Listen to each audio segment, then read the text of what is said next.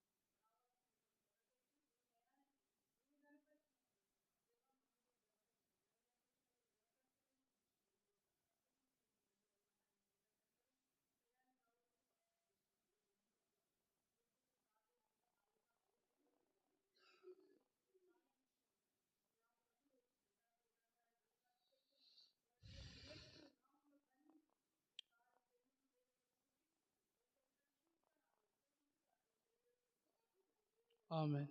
ప్రేమ నమ్మకము గల మా పరలోకపు తండ్రి, కృపా కనికరము చూపు మా గొప్ప దేవ, శాశ్వతమైన ప్రేమతో మమ్మల్ని ప్రేమిస్తూ విడవక మా ఎడల నీ కృప ఔన్నత్యమును చూపుచున్న మా తండ్రి, ఉదయకాలం నుండి మమ్మల్ని ఇంతవరకు మీ దేవదూతల కావెల్లోంచి రక్త ప్రోక్షణం క్రింద మమ్మల్ని పవిత్రపరుస్తూ పరిశుద్ధపరుస్తూ సజీవ లెక్కలో మమ్మల్ని ఉంచిన మీ కృపకై ఎంతో వందనాలు చెల్లించుకొనిచుంటున్నాం. కర్మేలు కొరకై ప్రార్థిస్తున్నాం. తిరిగి సాయంకాల వేళలో సంఘ ప్రార్థన నిమిత్తమై నడిపించబడిన నీ బిడ్డలందరిని బట్టి ఎంతో వందనాలు. రావాల్సిన వారిని ఇంకా సకాలంలో త్వరపెట్టి నడిపించండి ప్రభువా. ప్రార్థనకు పూర్వం పాటల ద్వారా తిరిగి ప్రభా వర్తమానం విషయంలో మీరే తోడై ఉండండి. నిలబడే దాసుని బలమైన పాత్రగా వాడుకుంటురండి. ఎందుకు ఎన్నికలేని అభాగ్యుడు, దౌర్భాగ్యమైన స్థితిలో ఉన్నవాడిని మీ ప్రశస్తమైన వాడిగా వాడుకుంటురమ్మని ప్రార్థిస్తుంటున్నాం. నాపై నీ రక్త ప్రోక్షణం అనుగ్రహించండి. మీ శిలువ కార్యం నాలో మాలో జరిగిస్తురమ్మని, నూతనమైన ఆత్మల కొరకు తిరిగి ప్రభా శత్రువు వాని పన్నాంగంలో అణిచివేయబడినట్లు మేము కూడా అలయక ప్రార్థించినట్లు మా పేదవులను మా హృదయమును మీ కేంద్రీకరణంలో ఉంచుకున్నట్లు మీరే సహాయం చేస్తురమ్మని, మా ప్రభును ప్రియరక్షకుడైన యేసు క్రీస్తు వారి శ్రేష్టమైన అమూల్యమైన సార్వభౌమత్య అధికారము కలిగిన నామమున ప్రార్థించి అడిగి వేడుకొనుచుంటున్నాము తండ్రి. ఆమేన్.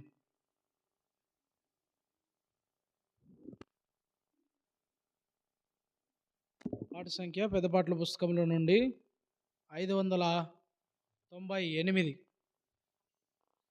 ప్రార్థన వినడు దేవా ప్రార్థించుమని నా ప్రభువా, స్వార్థము నెల్లను ద్రోసి దారి జరితిమి మమ్ము చూడు.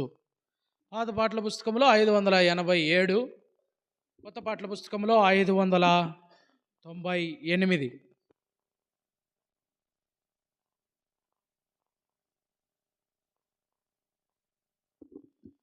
ప్రార్థన వినెడు దేవా ప్రార్థించుమని నా ప్రభువా, స్వార్థము నెల్లను ద్రోసి దరి జరితిమి మమ్ము చూడు. స్వార్థము నెల్లను ద్రోసి దరి జరితిమి మమ్ము చూడు. పొందిన మేలులన్ మరచి మందిర సమృద్ధిని విడచి, పొందిన మేలుల మరచి మందిర సమృద్ధి విడచి పొందితి మిలలో బాధల్ నిందను తెచ్చితిమయ్యా పొందితి మిలలో బాధ నిందను తెచ్చితిమయ్యా ప్రార్థన వినేడు దేవా ప్రార్థించుమనిన ప్రభువా స్వార్థము నెల్లను ద్రోసి దరి చేరితివి మమ్ము చూడు స్వార్థము నెల్లను ద్రోసి దరి చేరితివి మమ్ము చూడు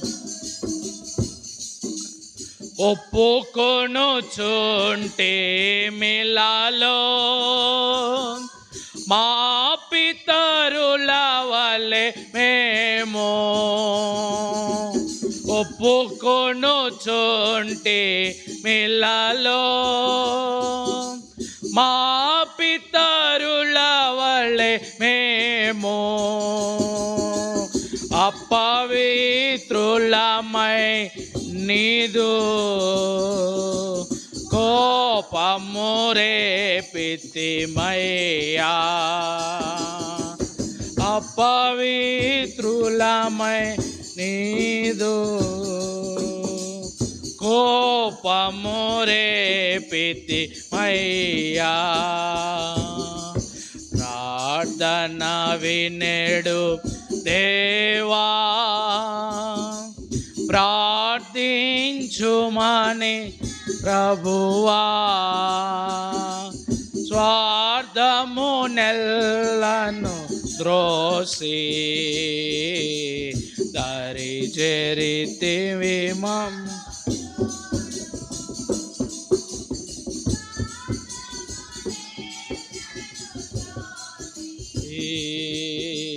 దరి చేరితివి మమ్ము చూడు ఇరుకున పడియుంటిమి పరులెల్లరు మమ్ము చూచి ఇరుకున పడియుంటిమి పరులెల్లరు మమ్ము చూచి పరిహాసమును చేయా తరుణముని చిత్తివయ్యా పరిహాసమును చేయా తరుణముని చిత్తివయ్యా ప్రార్థన వినేడు దేవా ప్రార్థించుమనిన ప్రభువా స్వార్థము నెల్లను త్రోసి దరి చేరితిమి మమ్ము చూడు స్వార్థము నెల్లను త్రోసి దరి చేరితిమి మమ్ము చూడు ఆశించితిమి నిన్ను శాశ్వత కృపగల దేవా ఆశించితిమి నిన్ను శాశ్వత కృపగల దేవా త్రోసివేయని మా దేవా నీ చెంత చేరితిమయ్యా త్రోసివేయని మా దేవా నీ చెంత చెంత చేరితిమయ్యా, ప్రార్థన వినేడు దేవా, ప్రార్థించుమనిన ప్రభువా, స్వార్థమునెల్లను త్రోసి తరి చెరితిమిమం, స్వార్థమునెల్లను ద్రోసి తరి చెరితిమిమం. నీ ముఖమును దాచకుము, నీ మార్గమును నేర్పించు, నీ ముఖమును దాచకుము, నీ మార్గమును నేర్పించు, నింపు నీ ఆత్మను మాలో సంపూర్ణులుగా చేయు అయ్యా, నింపు నీ ఆత్మను మాలో సంపూర్ణునిగా చేయు అయ్యా, ప్రార్థన వినేడు దేవా, ప్రార్థించుమనిన ప్రభువా, స్వార్థమునెల్లను త్రోసి నలి చెరితిమిమము చూడు, స్వార్థమునెల్లను త్రోసి దరి చెరితివి మమ్ము.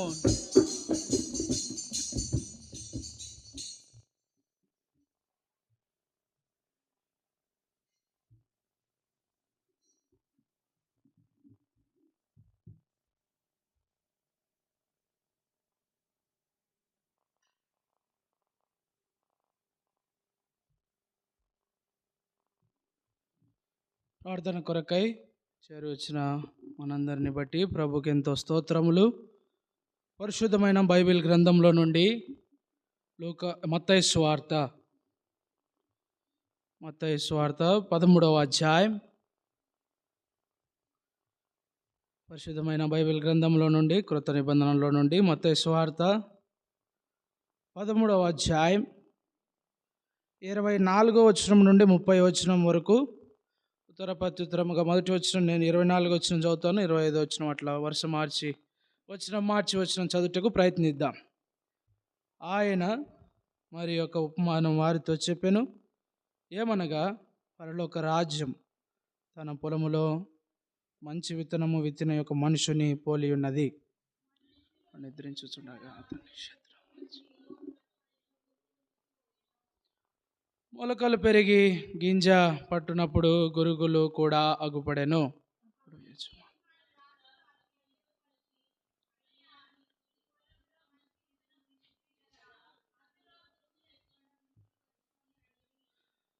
ఇది శత్రువు చేసిన పని అని అతడు వారితో చెప్పగా, ఆ దాసులు, మేము వెళ్ళి వాటిని పెరిగి కూర్చుట నీకు ఇష్టమా అని అతనిని అడిగిరి.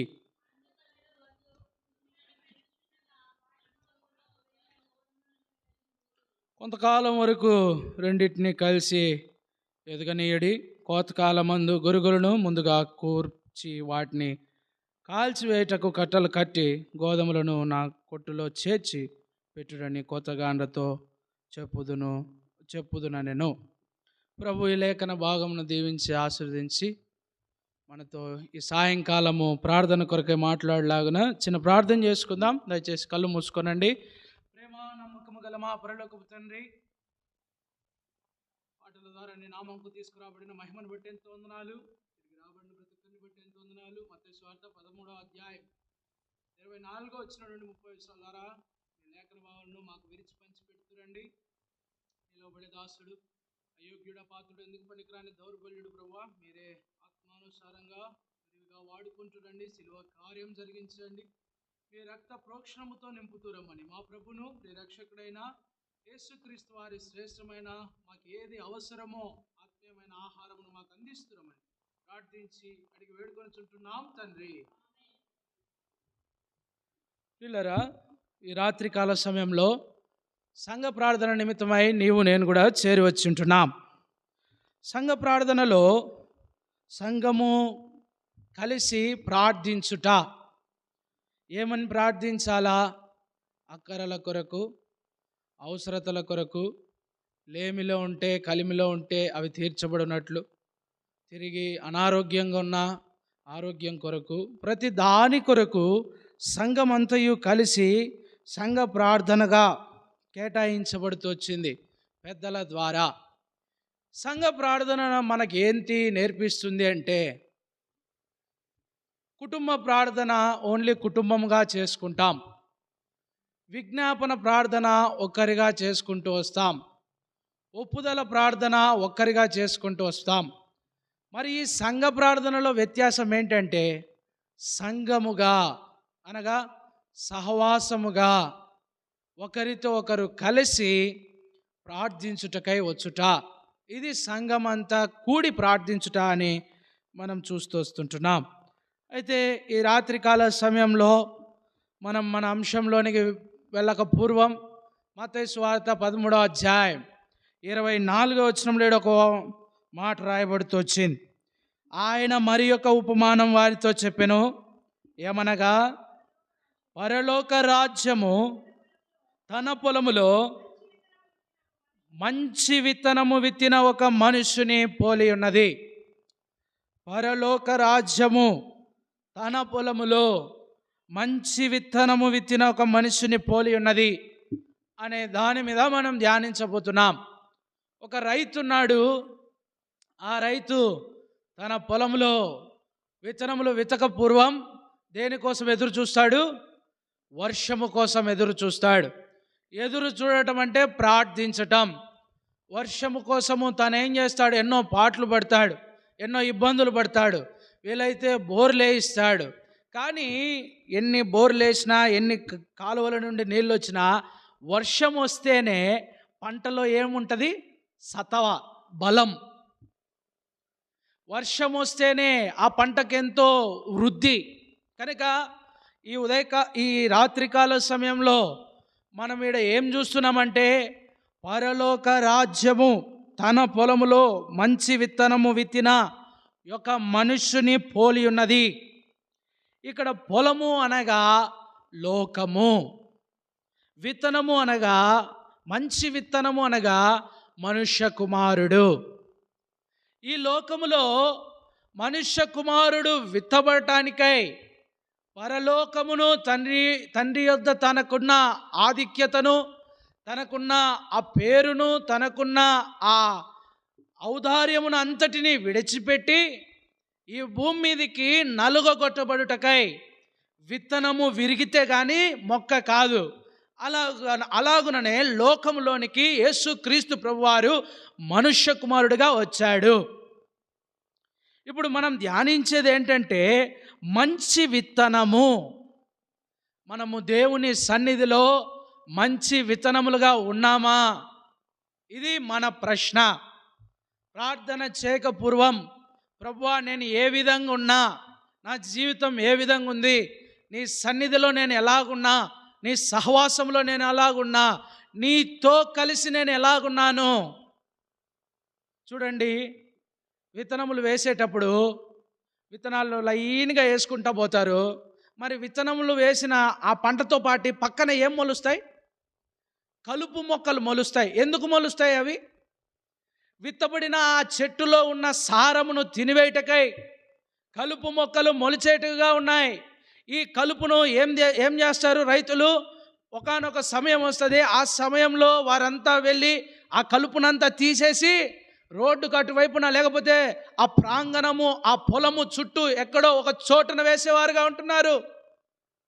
కనుక మంచి విత్తనముగా నువ్వు సంఘంలో విత్తబడ్డావు, నీ చుట్టూ కలుపు మొక్కలు ఏమైనా ఉన్నాయేమో చూసుకో. ప్రభు ఈ రాత్రికాల సమయంలో మాట్లాడుతుంటున్నాడు. ఇక్కడ మనం ఈ ఉపమానం అంతా చూసుకుంటూ వస్తే ఏమేమి ఉన్నాయి? గోధుమలు, గురుగులు.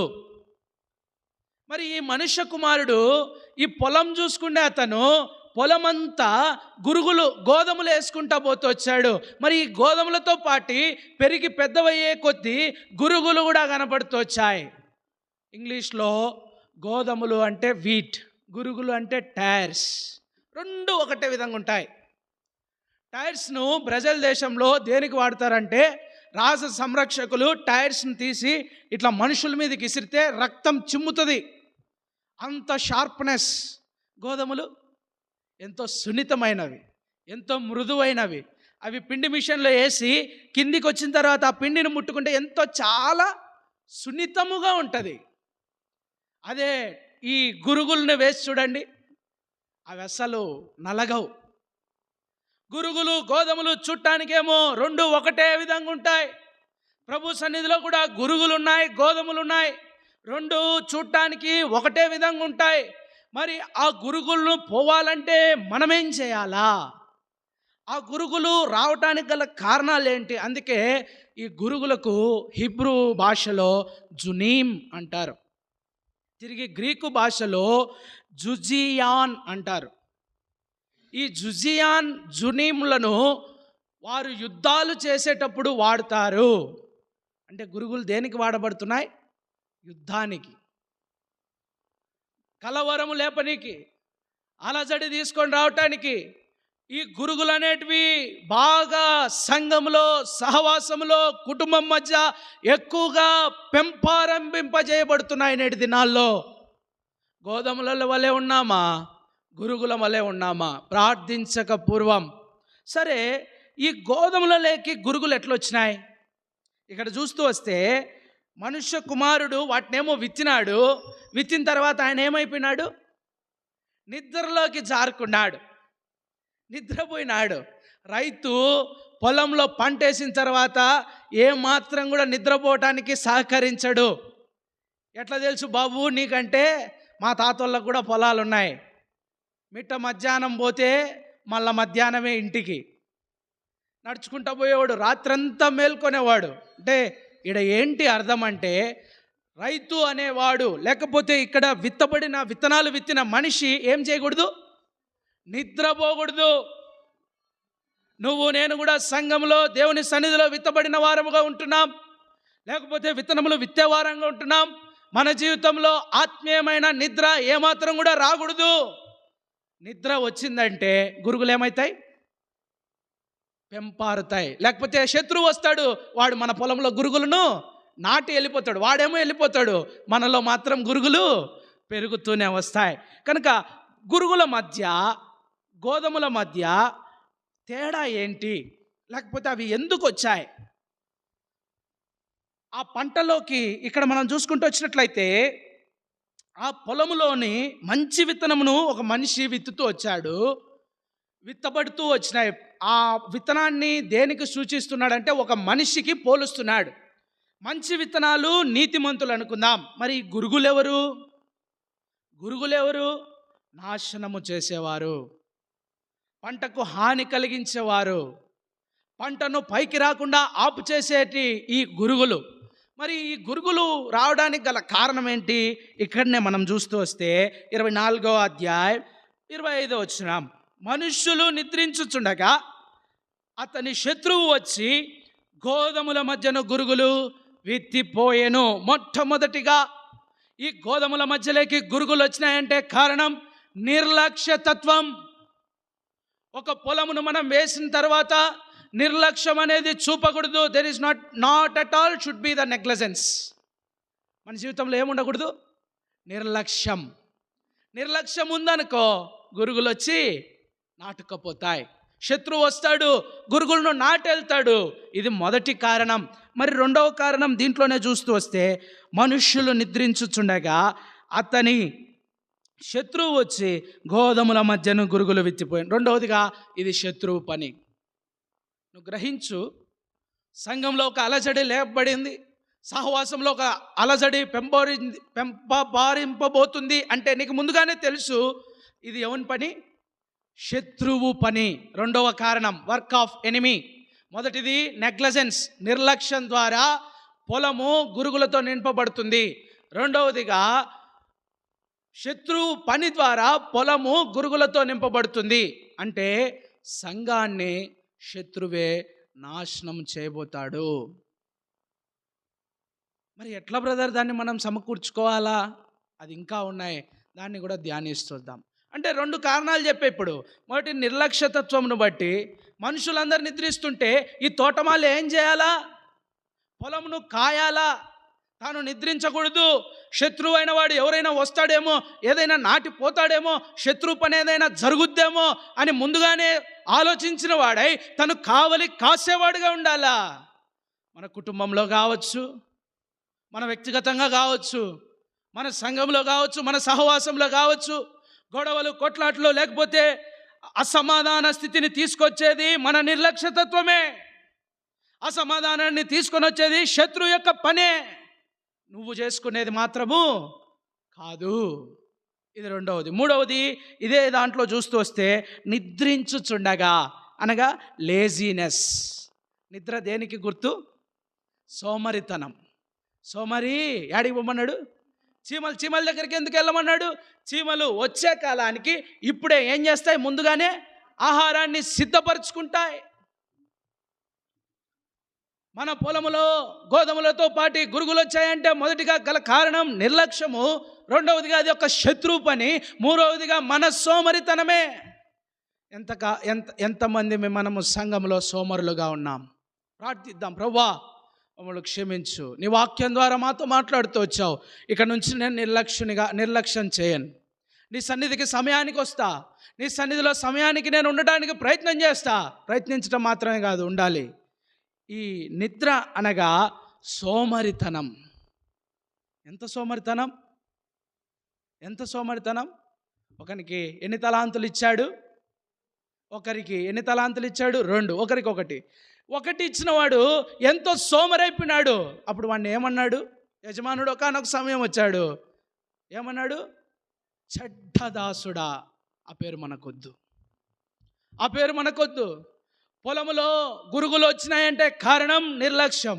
పొలములో గురుగులు వచ్చాయంటే కారణం శత్రువు పని. పొలములో గురుగులు వచ్చాయంటే కారణం మన సోమరితనం. ఇంకా 4వదిగా ఇదే వాక్యము 25వ వచనము, అతని శత్రువు వచ్చి గోధుమల మధ్యను గురుగులు విత్తిపోయెను. అంటే నీకు బాధ్యత లేదా? ఎవడేం విత్తిపోతున్నాడో, ఎవరేం నీళ్లు పోస్తున్నారో, ఎవరు ఏం చేస్తున్నారు, నా సంఘాన్ని లేకపోతే నా పొలాన్ని లేకపోతే నా కుటుంబాన్ని అనే బాధ్యత లేదా? ఒకానొక సమయంలో కరెక్ట్గా ఈ మాసంలోనే కళ్యాణదుర్గం పరిచర్య నిమిత్తమై మేము పోయినాం. నేను, డాడీ అందరం పోయినాం. మీకు ఎందుకు చెప్తున్నా అంటే, నిద్ర అనగా బాధ్యతను మర్చిపోతాం. నిద్ర ఏం మర్చిపోతాం? బాధ్యతను మర్చిపోతాం. ఇక్కడ కూడా ఈ బాధ్యతను మర్చిపోయాడు కనుక శత్రువు వచ్చి ఏం నాటిపోయినాడు?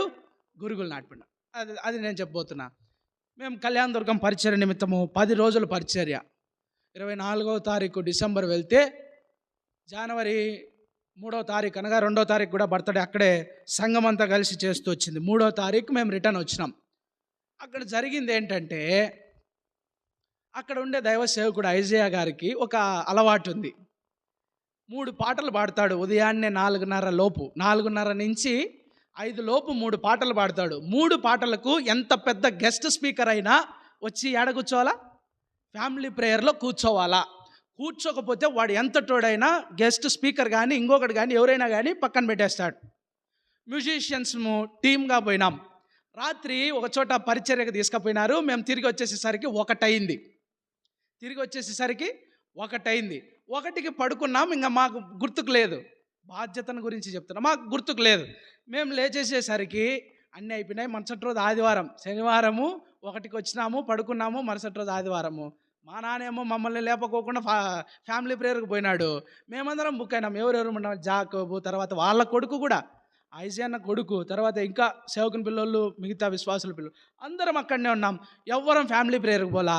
అందరం లేచి బయటికి పోతానే, మీకు ఈరోజు టిఫిన్ లేదు, మీకు ఈరోజు మందిరంలో వాడబడే తలాంతు లేదు. యాడికి పోతారో మీ ఇష్టం, మీరు పోండి. ఒకటే మాట, అందరు ఉన్నారు, విశ్వాసులు ఉన్నారు, పరిచర్య చేసేటోళ్ళు ఉన్నారు, అందరు ఉన్నారు. మీకు నిద్ర ద్వారా బాధ్యత తెలియలేదు అన్నాడు. ఒకటే మాట. ఆ రోజు వాడుకోలే మమ్మల్ని. టిఫిన్ కూడా పెట్టలే మాకు. అట్లనే ఉన్నాం. ఎవరో వేరే పిల్లోడు ఉంటే ఆ పిల్లోని వాడుకున్నాడు, ఆ పిల్లోనితో కీబోర్డ్ వాయించుకున్నాడు, ఆ పిల్లోనితో తబలా కొట్టించుకున్నాడు. అయిపోయిన తర్వాత మళ్ళా కూర్చోబెట్టినాడు. నా దగ్గర ఇది రూల్, ఆయన దగ్గర ఇంకొక రూల్ కూడా ఉంది. 9 దాటితే గేటుకు బిగాలు వేస్తాడు. 10 మంది రాని 5 మంది రాని సైలెంట్గా కూర్చోవలసిందే. ఇంకంత 500 600 మంది ముందుగానే వచ్చి లోపల ఉండాల. అట్లాంటి క్రమశిక్షణ. అంటే నేనేం చెప్తున్నానంటే, నిద్ర బాధ్యతను మర్చిపోజేస్తుంది. సోమరితనం బాధ్యతను మర్చిపోజేస్తుంది. ఇక్కడ మన పొలములో ఆ రోజు మాకు అనిపించింది, అరే నిద్రపోతే మేము నిజంగా మా బాధ్యతను మర్చిపోతామేమో, ఇక నుంచి మేము నిద్రపోకూడదు. పొలములో అనగా సంఘములో గోధుమలున్నాయి, గురుగులున్నాయి. ఏంటి మరి ఇప్పుడు మనం ఏం చేయాలి? ఈ గురుగులు రావడానికి గల కారణం లాస్ట్ ఏంటిదో తెలుసా? ఇదే వచ్చిన మనం చదువుతూ వస్తే, అతని శత్రువు వచ్చి గోధుమల మధ్య గురుగులు విత్తిపోయారంటే, శత్రువుకు ఆయన సాతానునికి లేకపోతే ఇంకొకరు ఎవరైనా కావచ్చు అవకాశం ఇచ్చాడు. ఛాన్స్ ఏమిచ్చాడు? అవకాశం. మనము ఎప్పటికీ కూడా మన జీవితంలో కావచ్చు, కుటుంబంలో కావచ్చు, సహవాసంలో కావచ్చు, సంఘంలో కావచ్చు, బయట వానికి ఎవ్వనికి కూడా మనం ఏమి ఇవ్వకూడదు? అవకాశం ఇవ్వకూడదు. ఇది గుర్తుపెట్టుకోండి. ఒక్కసారి నువ్వు అవకాశం ఇచ్చావా, గురుగులు వచ్చి పాతుకపోతాయి, విత్తిపోతాడు అంతే. ఇంకా నీ గురించి చెడ్డగా చెప్పడానికి ఏదో పెద్ద అవసరంలే, నువ్వే వాడికి అవకాశం ఇస్తే చాలు, ఒక ఛాన్స్ ఇస్తే చాలు. నీ గురించి మొత్తం ఉన్నది లేనిది అంతా చెప్పేసి నీ పొలాన్ని ఏం చేస్తాడు? నాశనం చేసేస్తాడు. కనుక మంచి పొలములో మంచి విత్తనము విత్తబడింది, దాంతోపాటు గురుగులు ఎట్లొచ్చాయి అంటే నిర్లక్ష్యము. రెండవదిగా గురుగులు ఎట్లొచ్చాయి? శత్రువు పని. మూడవదిగా గురుగులు ఎట్లొచ్చాయి? నిద్ర మత్తుతో ఉండడం వల్ల, సోమరితనం ద్వారా. నాలుగవదిగా గురుగులు ఎట్లొచ్చాయి? బాధ్యత లేకపోవటం ద్వారా. ఐదవదిగా అవకాశం ఇవ్వటం ద్వారా. సరే, ఈ గురుగులను ఏం చేయాలి ఇప్పుడు? రండి, మత్తయి సువార్త 13వ అధ్యాయం, 13వ అధ్యాయం, మత్తయి సువార్త 13వ అధ్యాయం 28వ వచనం. ఇది శత్రువు చేసిన పని అని అతడు వారితో చెప్పగా, వాటిని మేము వెళ్ళి వాటిని పెరికి కూర్చుట నీకు ఇష్టమా అని అతనిని అడిగిరి. అందుకు అతడు వద్దు. మంచి పొలంలో ఇప్పుడు గురుగులు స్టార్ట్ అయినాయి అనుకోండి, ఆ గురుగులను తీసి ఇప్పుడు వెంటనే పిరికి పారేయాలంటే ఏం చెప్తున్నాడు దేవుడు? వద్దు. లేకపోతే ఆ తోటమాలి ఏం చెప్తున్నాడు? ఆ పొలం యజమాని ఏం చెప్తున్నాడు? వద్దు. మరి వద్దు అంటే ఎట్లా? గోధుమలతో పాటు అవి కూడా పెరుగుతాయి కదా. వద్దు అనడానికి గల కారణం ఏంటంటే, ఈ గురుగులను తీయటానికి వెళ్ళినప్పుడు గోధుమలు కూడా ఏం చేయబడతాయి? మనోళ్ళు ఏం సన్నోళ్ళ అండి, పొలంలో చేసేటోళ్ళు, పనులు చేసేటోళ్ళు. అందుకే తోటమాలి ఎట్టుంటాడు? దగ్గరనే పోతుంటాడు. ఎందుకు? దోసకాయలు ఉన్నాయనుకోండి, దోస చెట్లలో కలుపు తీస్తున్నారు అనుకోండి, కలుపు తీస్తూ దోస చెట్టును కూడా పీకేస్తారు. అవునా? అంటే చెట్టును తీసేస్తూ వాళ్ళకి తెలియదు, పని తొందర అట్లాంటిది. అలాగనే తీయొద్దు. మరి ఉంచమంటే ఎట్లా? ఉంచమంటున్నావే మరి ఎట్లా అంటే, గురుగులను పెరుగుచుండగా వాటితో కూడా ఒకవేళ గోధుమలను పెళ్ళగింతురు. ఇక్కడ ఏంటి తెలుపబడుతుందంటే, నేను చెప్పిన మాటే, ఈ గురుగులను తీసే సమయంలో ఏం చేస్తారు? గోదాలను కూడా తీసేస్తారు. అంటే ఈ కఠినమైన తత్వాన్ని తీసేటప్పుడు ఈ మృదువైన దానిని కూడా. కనుక బహు జాగ్రత్తగా ప్రార్థిద్దాం. ప్రభువా, నా జీవితంలో ఎక్కడైనా గురుగులు ఉన్నాయా? గోధుమలతో నన్ను నింపు. నాలో నిర్లక్ష్యం తీసే ప్రభువా, నాలో శత్రు పని జరగకుండా కాపాడు తండ్రి. సోమరితనం తీసేవయ్యా. నేను బాధ్యతగా జీవిస్తాను నీ సన్నిధిలో. అంత మాత్రమే కాకుండా శత్రువుకు నేనేమి ఇవ్వను? అవకాశం ఇవ్వను, చోటు ఇవ్వను, ఛాన్స్ ఇవ్వనయ్యా. ఇది మన ప్రార్థన.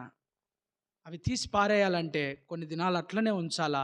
ఒక సమయం వస్తుంది. ఏం సమయం అది? కోతకాలం వరకు వెయిట్ చేయాలి.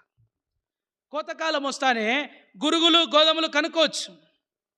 ఒకటే విధంగా ఉంటాయి కానీ గురుగులు ఓపెన్ అప్ కావు. నేను చూసిన గురుగులు ఓపెన్ అప్ కావు, గోధుమలు ఓపెన్ అయి ఉంటాయి.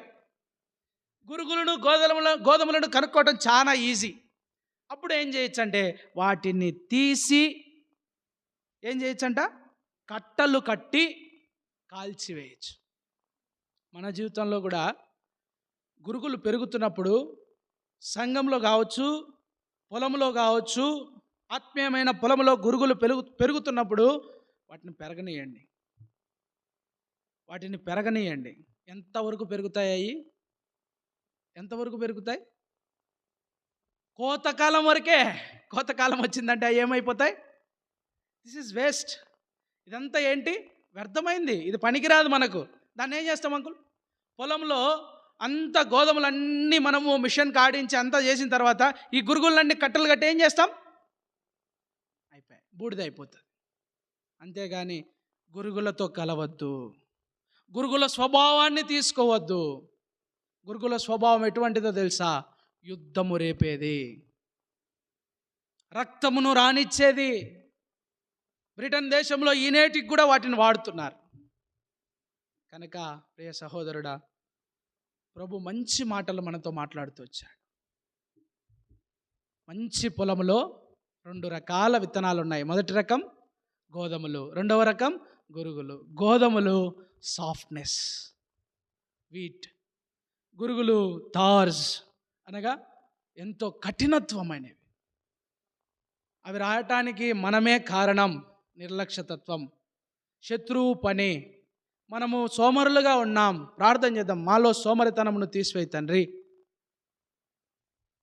మేము ఒక బాధ్యతను కలిగి జీవిస్తామయ్యా నీ సన్నిధిలో. ఏ శత్రువుకు కూడా మేమేమివ్వము, చోటివ్వము, అవకాశం ఇవ్వమని ఈ రాత్రికాల సమయంలో మనం కూడి వచ్చిన ప్రతి ఒక్కరం కూడా ప్రార్థించుటకై ప్రభు సహాయం చేయను గాక. ఒక్కసారి మత్తయి సువార్త 13వ అధ్యాయం 24వ వచనం అందరం కలిసి చదువుదాము. 24వ వచనం. ఆయన మరి యొక్క ఉపమానం వారితో చెప్పారు. ఏమనగా, పరలోక రాజ్యము తన పొలములో మంచి విత్తనము విత్తిన ఒక మనుష్యుని పోలి ఉన్నది. సంఘంలో నీవు నేను కూడా మంచి విత్తనము విత్తబడినట్లు, మంచిగా ఫలభరితంలోకి వచ్చినట్లు ప్రభు సన్నిధిలో ప్రార్థిద్దాం. ఎన్నో సమస్యలు వస్తాయి, ఎన్నో అలజడులు వస్తాయి. అయితే ఎవరి చెంతకు రావాలా మనము? దేవుని చెంతకు, ఆయన పాదాల చెంతకు వచ్చి, ప్రభువా మాలో గురుగులు లేస్తున్నాయ్యా, వాటిని నువ్వే స్టాప్ చేయి. కొంతకాలం త్వరగా రాని అవి కోసివేయబడి అగ్నిలో కాల్చబడినట్లు నువ్వే సహాయం చేయ్యా అని ప్రభు చెంత ప్రార్థిస్తే ప్రభు సహాయం చేసేవాడు.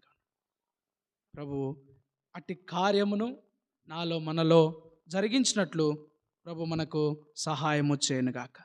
మోకరించండి.